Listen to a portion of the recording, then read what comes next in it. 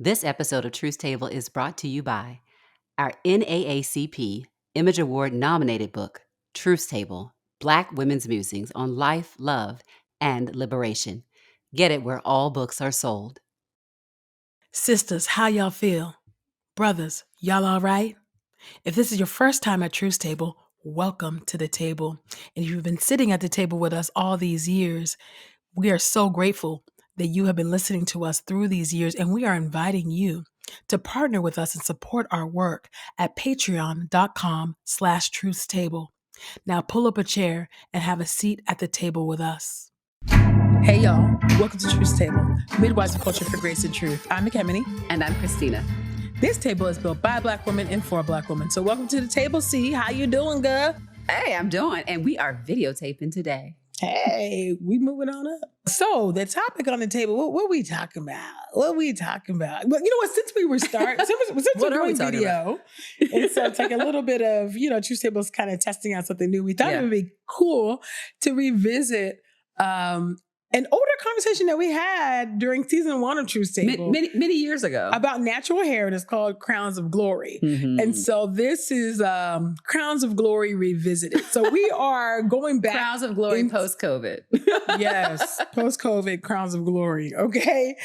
So we're going back into our hair story to talk about natural hair, why we wear our hair the way we do, implications of that sociologically and theologically. You know how we do at Truth Table. So that's what we're going to do. That's the topic on the table. So see, you've always have, through the years, have always told me, that, you don't like to wear your hair straight, too much. Kind of like, what's the reasoning behind that? Yeah. Can you talk about that? Unpack that a little bit for us. I mean, I think it's both cultural as well as the amount of work that it takes. Well, it does take work. So, I don't know if I've ever told you that. I used to have this dream that I would go to a hair salon. I don't know if I tell you this before, but I would go to a hair salon and I would ask the person to do my hair. And then they would turn me around and I would realize that they had put chemicals in my hair. Oh, no, you never told me, but that's scary. That happens a lot. And for me, it was frightening. Yeah. And I recognize somebody listening right now might be like, I do this all the time. Yeah. Well, for me, it was frightening. And I think the main reason is, in that case, it wasn't because, okay, now my hair is straight and I don't typically wear it straight. It's because now the very structure of my hair has changed and I'm not going to be able to get it back unless I cut it all the way off.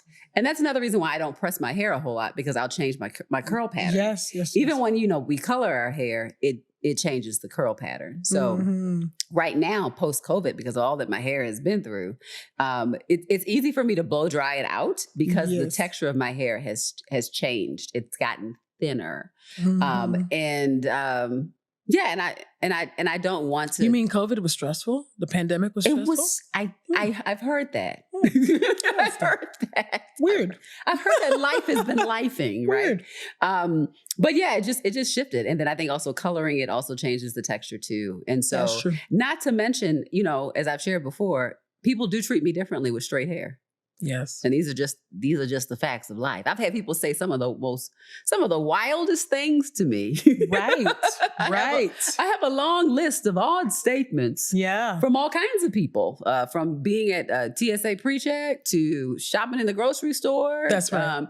I've had a lot of weird stuff. Now I don't have a lot of experience like a lot of Black women or Black girls have had of people trying to touch their hair. I think I probably give off some energy of like, don't touch me without permission. Hopefully people know that. You definitely give that vibe. Yeah, I'm like, I do believe in physical boundaries. Safety is a thing for you. Safety is should be a thing for all. Safety is a core thing for me. Safety, like do not pet people. But yeah, I think when your hair is straight though, there are times when people feel like they're inclined to kind of play in your hair. Oh, yeah. And I don't like that. I think that's unkind. That's you doing my hair. Exactly. Yeah. So even our experience today with Nikki doing makeup, right? And before she puts the makeup on, she says, "May I have permission to touch your face?" Yeah, that was so. It was, and she chuckled, but that was an absolutely trauma informed intervention. Is to ask for access to people, consent. And I also think about that when it comes to hair. Touching people, being unnecessarily intrusive with your questions. it is the opposite of a trauma-informed approach That's right. to connecting with others. So let's ask for permission. Let's keep our hands to ourselves. Yeah, I think my at least for me, the majority of my life, my hair was relaxed. So relaxed. Yeah, that would be AKA a perm. What an interesting term. But I know. Relax. Help us. Instead of unrelaxed. Yes. Unruly, right? It's a lot. All the implications, right? The sociological implications of just problems. The terms. Yeah. But yeah, so it was like box perm. It was actually at 8. Yeah. Around age 8 years old. Is when I probably got my first relaxer. I think it was either Dark and Lovely. There you go. Or Just For Me. Or possibly African Pride. There you go. Well, there's the dissonance. There are many names. I mean, there's the Revlon. There's Hawaiian. Wasn't there like a Hawaiian Silky? There's was it Bantu? I don't remember Bantu. I remember something like that. That might have been the East Coast thing though too. Sometimes some things are regionally. Cream of Nature had a perm. Cream of Nature. We have Cream of Nature. I remember that. The name of that made me always feel like it would be safe. I know, but I don't think so. But the name was let me get the Cream of Nature one. It says nature. It was not. No, it wasn't.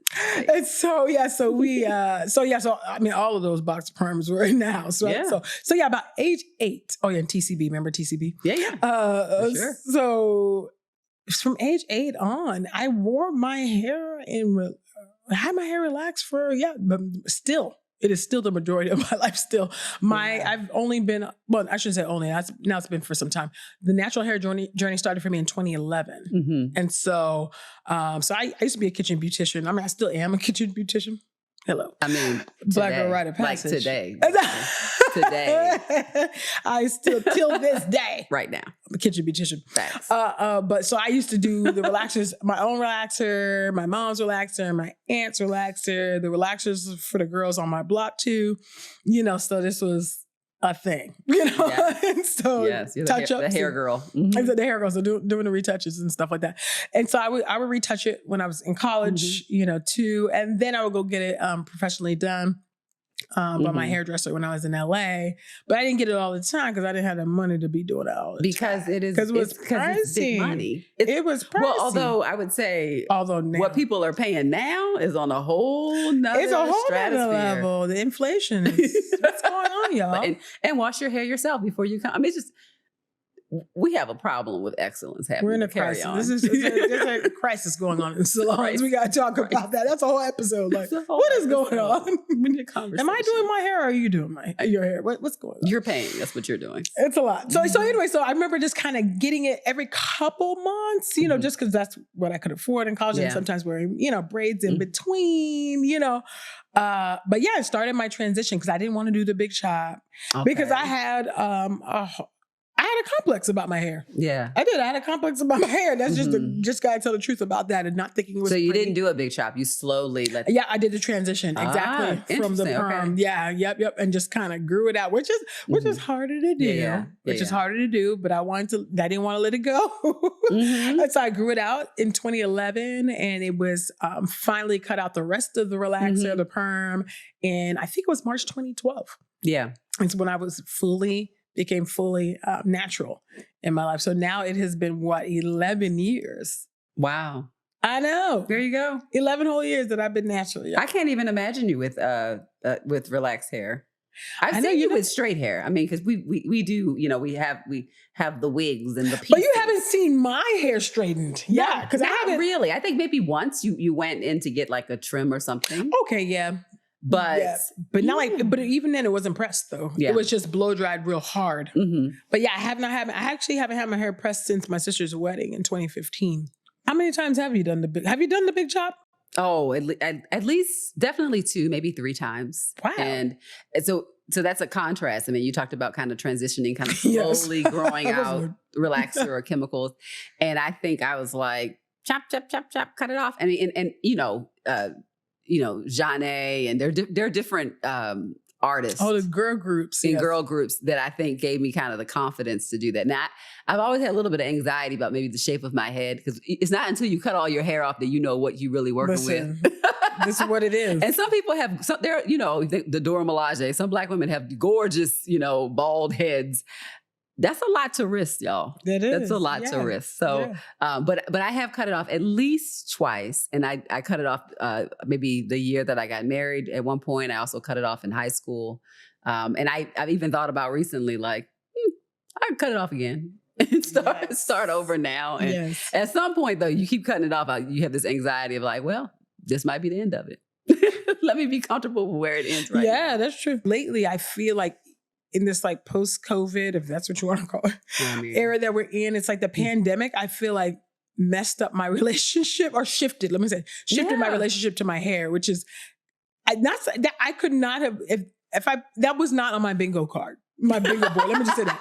Well, our goals were to just survive. That was not on my bingo board. Was I just wouldn't have guessed that my relationship to my hair would shift in the ways that it did during the pandemic. Because I don't know, before the pandemic, I mean, y'all, like when I joined the natural hair community, like I'm the person that was like, okay, I am the person that will concoct stuff.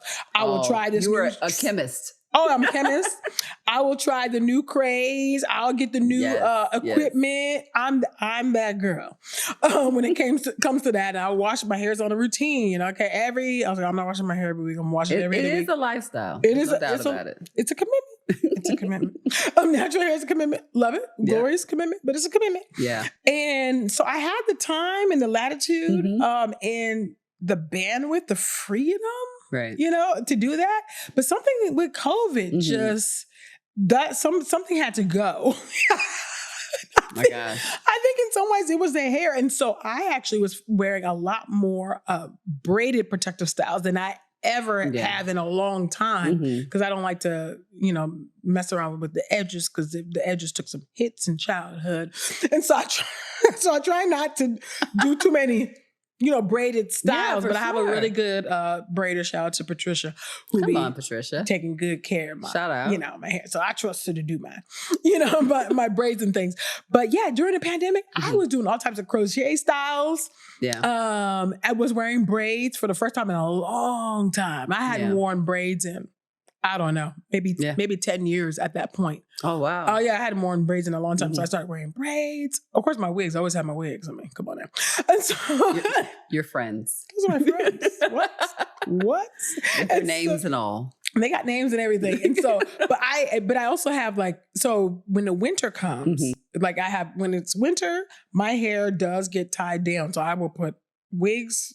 Typically it's wigs that I'm going to wear in the wintertime. And then it come around April, if it's warm in April, because sometimes it's not warm in April. Depends on where we live in the country. Depends on where you are. If it warms up, then my hair comes out. So my hair is out. That means it's warm, but also for Truth Table, I am a little strategic about sometimes how I present my hair sometimes, which we can get into that a little bit later. But yeah, so I kind of, I wrap it up, in the wintertime, and then I let it loose in the summer. But I just feel like my hair has been kind of, I don't know.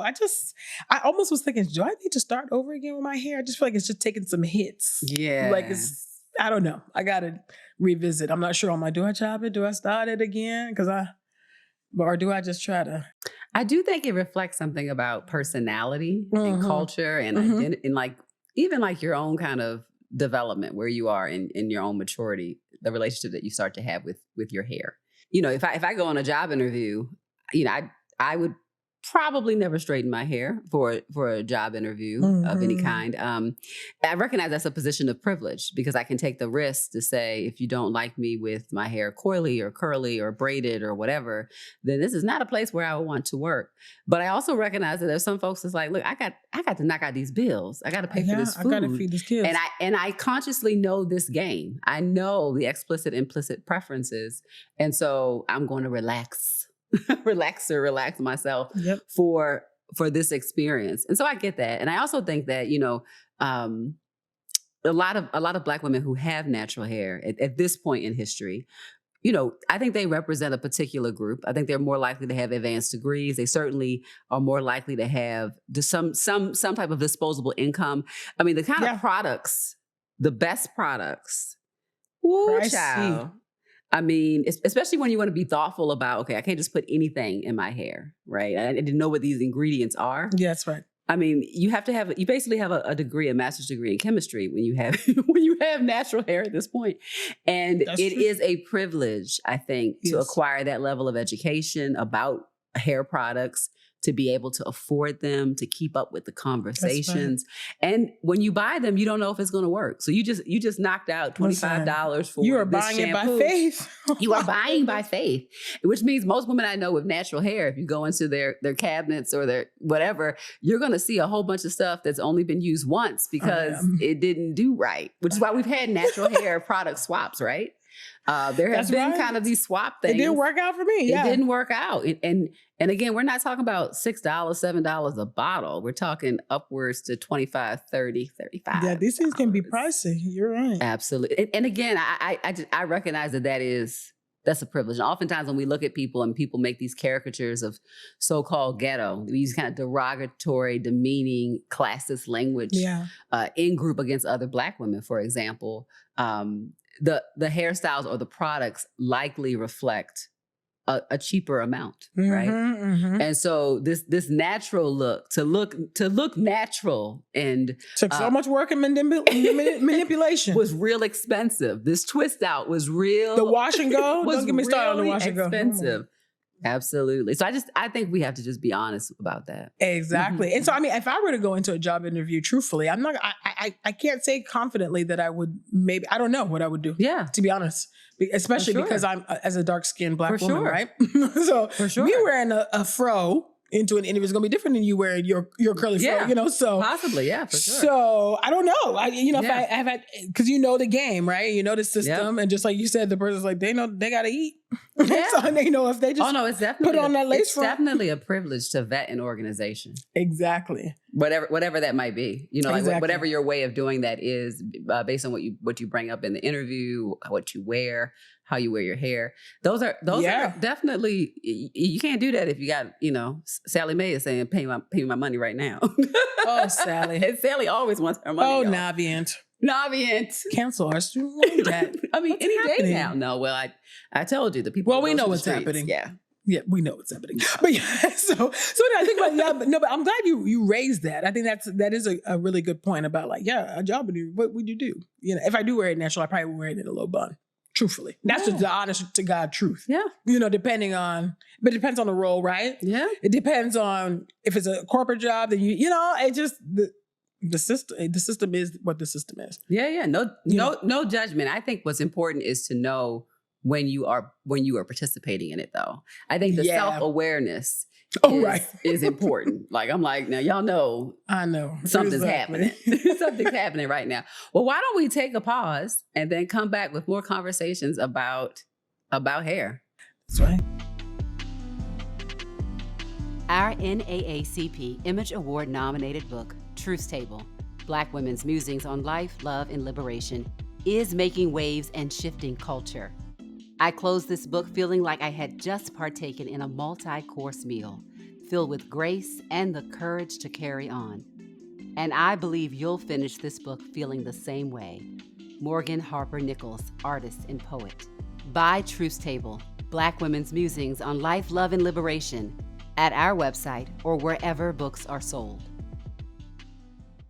So we are back to this conversation about hair. It's like, Crowns of Glory Part 2, hair remixed and all the things. But yeah, I wanted to have a sense. Maybe you can share a little bit about the way in which your faith informs the way that you think about your hair. Yeah, well, I mean, yeah, and that which kind of talks about kind of even how I show up for Truth Table. So I, when we do like images, when we're about to do photo shoots or video recordings like now, or press events, all the types of different things. I have kind of like different like methodologies for why I do what I'm going to do and why I wear what I wear, or why I wear my hair, style my hair a certain way. So particularly with Truth Table, when it comes to like our imagery, our branding, brand imaging, just anything that's Truth Table forward focused, that's brand imaging. I always do wear my natural hair out. In some ways, it's usually always curled up, coiled somehow like this. And I do that because I do think it's important for sisters at the table and for brothers to see Black women, especially a dark-skinned Black woman, wearing her natural hair. Right. You know, I think that's important, and it means it's also I'm loving who God made me to be, right? And that wasn't always the case for me. That just wasn't always the case. It was something I had to really grow into. And even now when I change my hair, like because y'all know I love a wig now. I do. I love a lace front. I love clip-ins. I love, so there's all types of things, right? So for instance, when I went to the UN in Geneva last year, advocating for reparations, I actually wore bundles. And so I was kind of thinking, like, should I wear bundles or should I wear my hair natural? Because I'm advocating for reparations. I'm keeping it real. This is a natural thing. Talk about how we are Black and glorious and owed reparations, And so shouldn't I do that on my natural hair glory? But it was cold, y'all. And I got a winter rule about my hair. My hair is in protective styles in the winter. So this is not a reflection of any self-hatred. For me, it would have been for me, like early on in my natural hair journey, as I was still decolonizing a lot of the internal messages that I had taken in about my hair texture and its length and what it looks like and its curl and its kink and all of that. Initially that would have been a reflection of my own self-hatred or self-loathing or discomfort with my own natural hair and trying to feeling like that style looks prettier than my natural hair. That's not where I am now. Now I'm like, I'm wearing this because it's cute and also it's cold. Yeah. It's cold. Well, it's amazing that that you can have growth and still the outworking of it looks the same as something that you would have had when you didn't have growth. New growth. Yeah, exactly. Right. It's a little bit of a pun there about hair, new growth. But yeah, I mean, it could have been a time when it's like, oh, if it's not straight, it's not right, or it's not professional, or it's not pretty, or whatever the words that you have been socialized to ascribe to that. And so you'd have a particular look, but then 10, 20 years later, you can have that same look, but with a completely different motivation, heart, and self-understanding behind it, which is one of the reasons why it's important that we are very mindful not to judge people based on the way that they are choosing to show up. Exactly. Right? And what feels comfortable to them, that it may not be rooted in some type of anti-Black, anti-hate pathology, that they wear their hair the way that they want to wear, the way they choose to wear it. And it could be an expression of liberty and of creativity. Absolutely. And I do think at the end of the day that is one of the ways that faith informs how I think about my hair is that, because we're made in the image of God, we are creatives in some way, shape, or form. Yes, we are. And these are all things in which we can reflect God's creativity through. Now, with that being said, resisting internalized messages of anti-Blackness for me is probably going to be always at front of mind until I'm in glory. This is going to be a thing. Of course. And I think, I think enjoying who I am and liking who I am is a gift that God gives to us. Yeah. And I do think in the same ways there are people who may struggle with kind of an internalized self-hate or anti-Blackness. I think in addition to that, there are people who struggle with being free to like parts of who they are. And that's also, I think, rooted in this kind of ecosystem of anti-Blackness as well. So growing up in my particular kind of family context and where I grew up, I don't think I could ever say something like, if I think about my friends who have darker skin, who might say like, oh, I have, my skin is beautiful now, my beautiful dark skin. I don't think I was sent a message that I could actually say that I liked my skin color. Right. At every point, at any point. That's true, yeah. Without it being interpreted as some form of anti-Blackness or preferential treatment towards light skin. Now, with that being said, I don't think I don't have a negative view of my skin color at this point in my life. Somebody who's been on the planet for over 4 decades, but I think I am just at a place where I would say, oh, I like my hair color, or I like the contrast of my skin color in my hair, or I like my eye color, or I like, or whatever. And seeing that as a way of being grateful for God's kind of tapestry, God's mosaic design about humanity. And being able to say it out loud, being able to embrace it without having to bear the guilt I know of the consequences of the ramifications of anti-Blackness. Yes. Right. Yes. So, yes. And you're always very clear about that, right? People know, you know, your work, your public work, what you stand for too. Right. So they know, you know, so that is also, you know, very helpful. I remember, you know, when I first met you, what always stood out to me was just like first of all, you're beautiful. But he's so sweet. Your bone structure is just so beautiful, so unique. Thank my mama. And then, yes. Shout out to mama. And then also your hair texture. It was just always a big afro. Like, you know, and I was just like, so cool. I don't know. I just always my inner Angela Davis. Yes. Yeah. So you come into the room. And it's just like how can I say, like a striking presence. Very striking presence. Really, you have a unique look. Oh, thank you. That means a lot because, you know, Ekemini is our fashionista. She is the queen of Nigeria on this show. No. I just try to keep up. I just try not to look all together like a vagabond. Not a vagabond. Which is actually in me to be a vagabond. That is so funny. But I so appreciate that. No, it's true. It's true. That's always something that always stood out to me when I first met you. I was like, this woman is different. So like, well, that's for sure. In so many ways. In so many quirky ways. You know? So many ways. But I think about it, but I think it does speak to God's creativity when we're thinking about our faith and how we think about our faith and our hair. And I mean, for me, the big thing was loving myself. That's right. Has always been had been a lifelong battle for me for a long time. And I wrote about that in our book. Yeah. Which people should have by now. And if you don't, stop right now and go get it. All places that books are sold. Carry on. Black Women's Business on Life, Love, and Liberation. That's what it's called. And it was nominated. Yeah. I'm just saying. Yeah. You know what I'm saying? Carry on. It's going to get here. Anyway, episode. But yeah, that was something I always had to deliberately like speak over myself. Affirmations, biblical affirmations. That's right. Pray. You know, God, help me to love myself. That's right. You know, completely, fully, you know. That's right. And that's something the Lord has helped me. Help me with, because I mean, that's the second greatest commandment, y'all. Yeah. After loving the Lord thy God with your heart, mind, soul, and strength, the second is like it. Love your neighbor as yourself. Yeah. And if you don't love yourself, then you cannot love your neighbor. Yep. And so that has always been something, you know, for a very, very, very, very, very long time, you know, that I've always had to consciously, you know, do religiously, like it's help me to love myself. It's an effort. It's an effort. It's a work in a world built on anti-Blackness. Yep.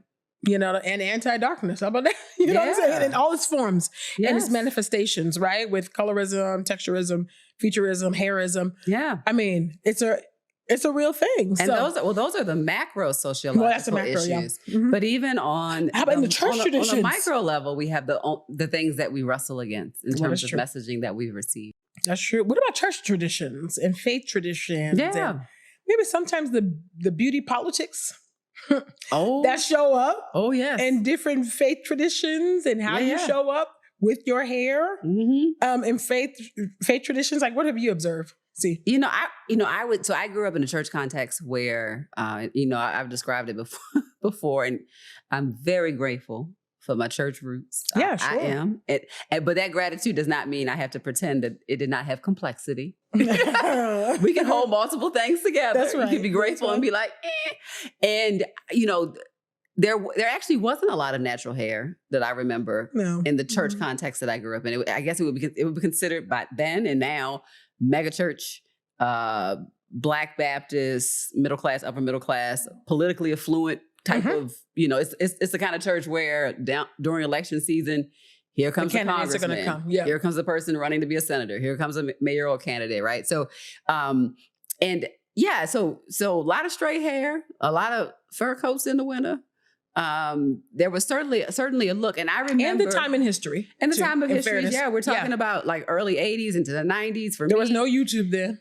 That's right, and I remember, getting clear messages, and I grew up in a very Black context. I didn't go to school with a lot of white kids until I honestly, I mean, I had 1 year where my parents moved to a suburb. I've told this story where I was like one of the only Black kids. Mm-hmm. I had like a year of that, and that was enough. Yeah. And then, and then it wasn't until grad school that I was in a place where I was in, you know, as a minority student in numbers. Yeah, right? there you go. So I was often in predominantly Black contexts, and it was in that space, Black middle class folks, where it became clear to me that there was a preference for what I look like. Or preference for how I ought to wear my hair. And so I knew that if, for example, if I wore my hair straight and straight ponytails, and if it was just down and out, people would say to me, "Oh, like, oh, this is pretty. This is what this is what you should do." I mean, that might be a direct quote, like from people. And then, I believe that. And again, it wasn't. I mean, then obviously in the workplace, I would have white colleagues who might say something like, "Oh, I like your hair like this," when it's relaxed, or whatever, right? But oftentimes it was Black folks that would give me kind of this over validation, this over nod of, this is what pretty is when you do this. That's right. And I'm thankful that I picked up on it early enough to notice the preference, but also to have some kind of liberty to reject it a little bit. Mm-hmm. And most of that happened in a church context. Most of that was Black church context about what you ought to wear, how your hair ought to look. And there certainly was a type. There's a type. We've talked about like kind of the first lady type before. Yes. And how even my style is probably not, it might be a little bit different than the your typical traditional first lady. Yeah. I mean, I can play that. I can get on board with it. Mm-hmm. I don't try to be intentionally cantankerous. Yeah. But that's not like my natural mojo. Yeah. Yeah. I think, when I think about, Black church context and our, our hair and how that, works out. Mm. I do think that it's when you get within Black context that you see, first of all, human beings, they're going to stratify.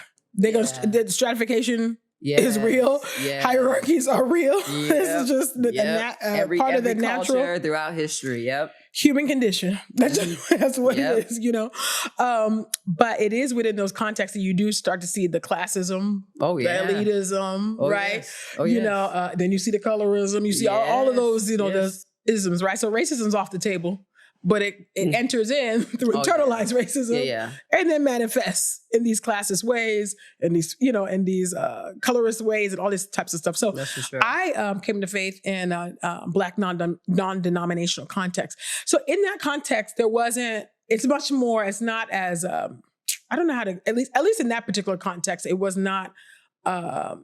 Classist, in that way. It didn't have a little bit our those kind trappings. Of people vibe. Exactly. It doesn't have our kind of people, those trappings, right? Because it doesn't have the historical roots. Yes, right. Of like, this church been here for 30 years and been here or 40 or 50 or 100. 100 or 100 years, right? Right. So it's more of a new church, what we call a church plant. Yep. Non-denominational. Yes, you had people that were at that point.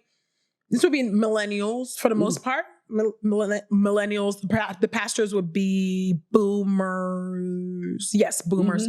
Mm-hmm. Probably younger boomers, I'd say. And in that context, when I came to faith, let's see, that did predate the natural hair, the present natural hair movement when that started. And so there wasn't much, fanfare or comments about how people wore their hair. Our hair always was changing. And so I think I didn't have to worry about that. So that wasn't an issue. And I'm trying to think if even some of my other churches after that wasn't so much, issue. But I do notice some changes when you go into the more traditional Black context, right? Much more of the traditional denominations.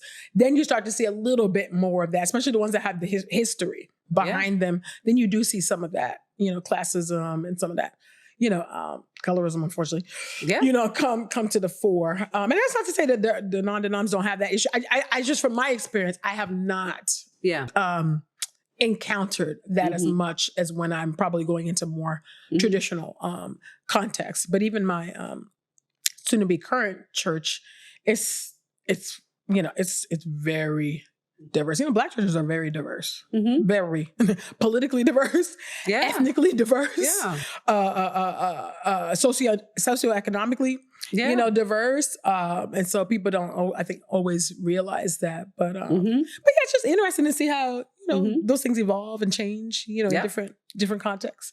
But I am curious, as I think about not just the culture of church, but a bit more of like the theological and biblical messaging about hair. And the reason why I think about that is I remember being a little girl, one of the first stories, Bible stories that still stands out to me is this, story of Samson and Delilah.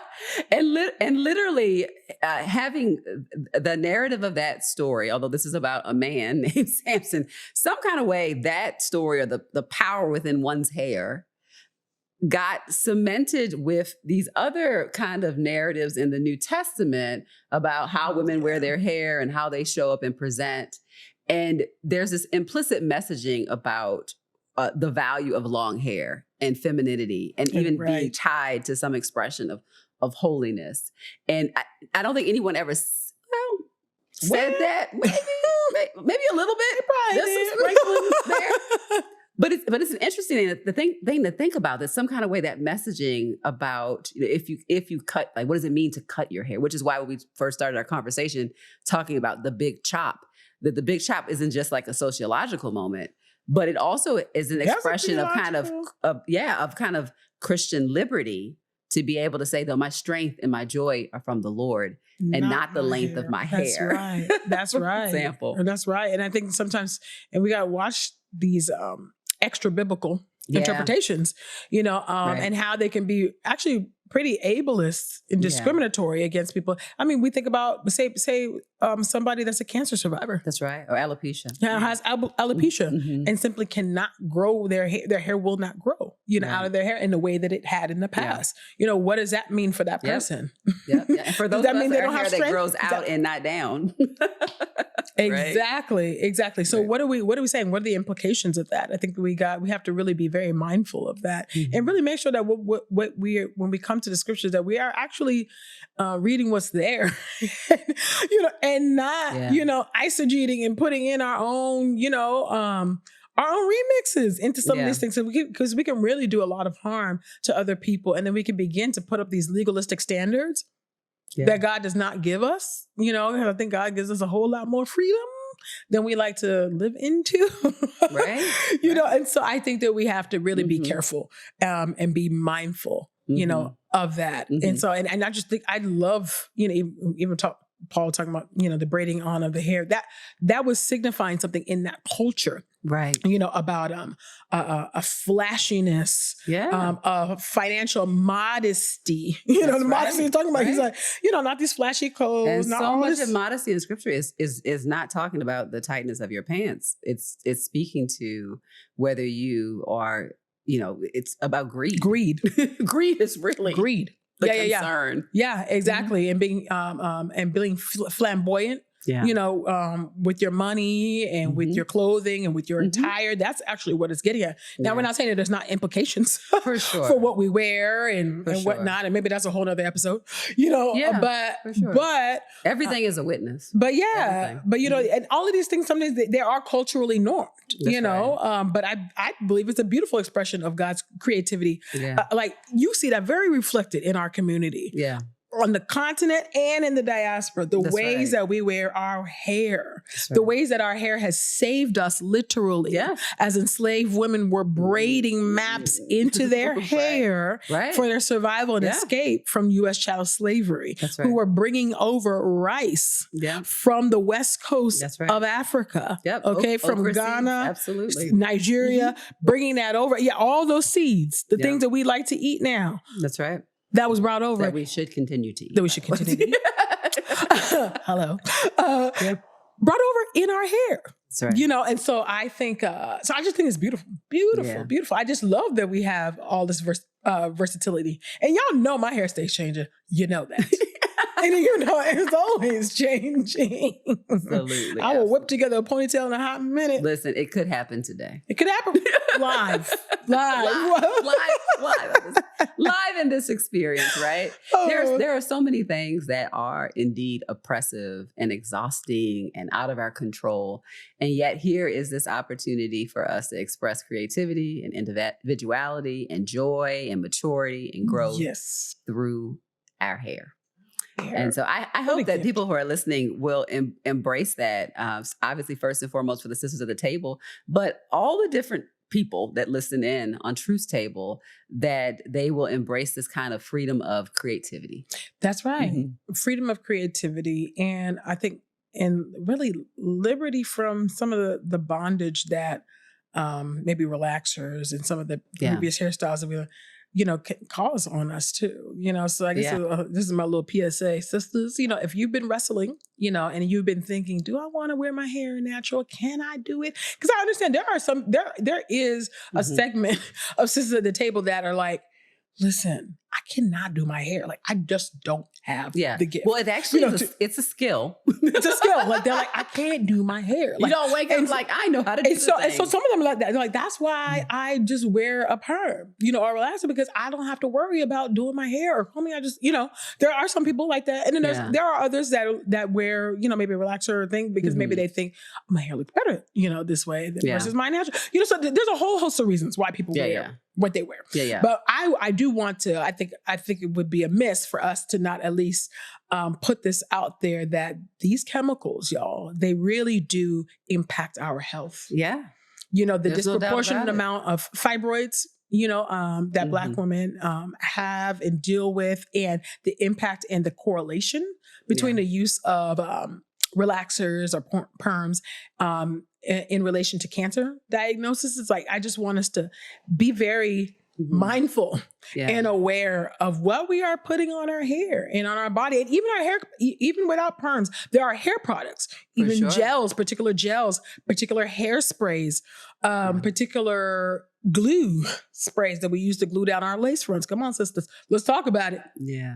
That have cancer-causing chemicals in there. So we have to be very cognizant of what we're putting in our hair, on our hair, and that's seeping into our bodies. So I just want to throw out that PSA. So let that be think about that and take it to God. Let me say that. Yeah. Take it to God and ask God, what do I do about this? Should I, what do you say? Yeah. Well, and I think we have to really examine what costs are we willing to pay to live into standards of beauty that are meant to control, oppress, limit, and make us as different from what we are naturally as possible. I think there's great work for us to continue to do. Yes. I don't think anybody ever arrives at an end point on that. But that is one of those things. We think about the psalmist asking God to search them. And that's a place to ask to be searched. Search me and examine my loves, examine my relationship to the standards of beauty and my appearance, and set me free to really love myself so that I can love others well. I think that's a worthy and a cyclical prayer. Yeah. Because we're never going to get an end point on that. There's constant messaging that we've internalized that's still being propagated right now that we are going to have to actively resist so that we can love ourselves and love others well. Well, we want to thank y'all for taking a seat at the table with us this week. Let's keep the conversation going. Tweet us your thoughts about Crowns of Glory Revisited. Okay, so y'all know we on the social medias. You follow us on Facebook and Instagram, and you can tweet us your thoughts. You can email us your thoughts also at asktruthstable@gmail.com. Okay, now we also have a Black Women's Facebook discipleship group, so make sure, sisters, you go ahead and sign up, follow us on Truth Table, and then answer the entry questions. All of them, okay? So you can join the Facebook discipleship group, because we talk about all of these things in that group anyway. And then you can, please make sure you rate and review the show on iTunes and subscribe on your favorite podcast player. We have been your hosts, Ekemini and Christina. We'll see you soon on the next Truth Table. Bye, y'all.